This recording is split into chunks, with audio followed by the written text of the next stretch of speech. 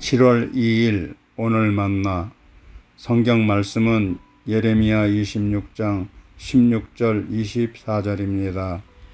그러자 고관들과 온 백성이 제사장들과 예언자들에게 말하였다. 이 사람에게는 사형 선고를 받아야 할 만한 죄가 없습니다. 그는 주 우리 하나님의 이름으로 우리에게 말씀을 전하였기 때문입니다. 그러나 예레미야는 사반의 아들 아히감이 보호하여 주었으므로 그를 죽이려는 백성의 손에서 벗어날 수 있었다. 아멘. 오늘 만나로 만나주시는 하나님을 기대합니다. 최근 들어 사람은 무엇으로 사는가에 대한 질문을 스스로에게 많이 하게 됩니다. 물론 이 질문에 대한 답은 오래전부터 철학자, 과학자, 신학자들이 탐구해 왔지요. 오늘날까지도 이 질문은 계속되어 돈과 성공, 명예와 물질이 사람을 살게 한다는 등 다양한 대답을 듣습니다.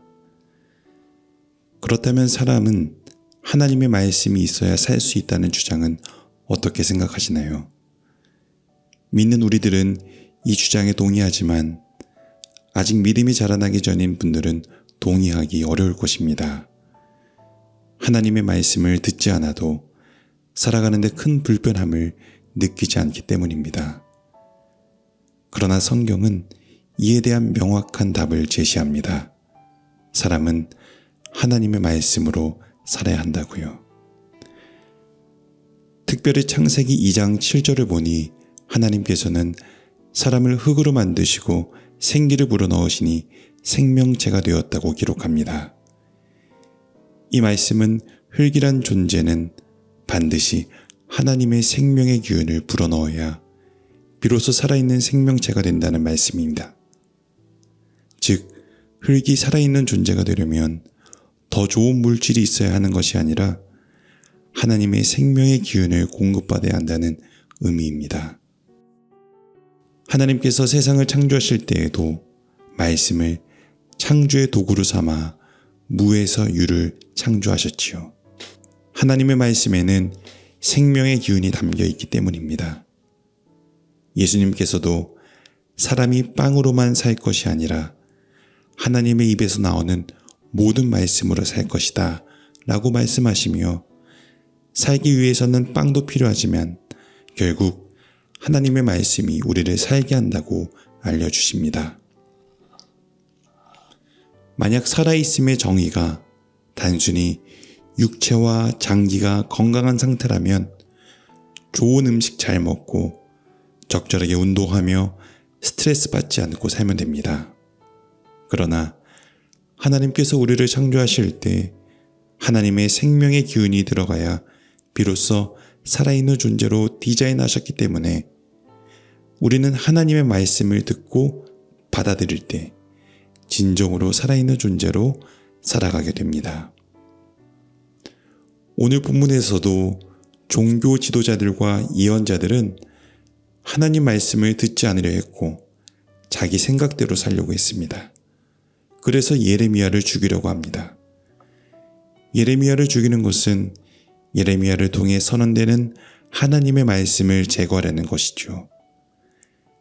그러나 하나님께서는 고관들과 백성들 그리고 사반의 아들 아히감을 통해 예레미야를 보호하십니다. 이 보호는 1차적으로 예레미야를 보호하는 것이지만 더 본질적으로는 하나님의 말씀이 계속해서 백성들에게 전해지게 하기 위함이므로 백성들의 보호이기도 합니다.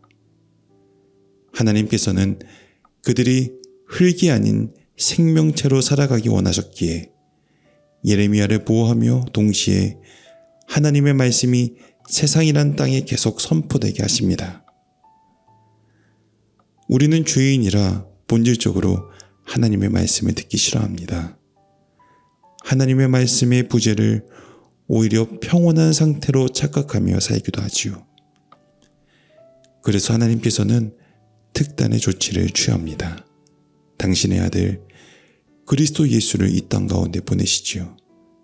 그리고 예수님은 하나님의 뜻에 따라 십자가에서 죽으시고 부활하셔서 모든 이들에게 보혜사 성령님을 보내주신다는 약속을 이뤄내십니다.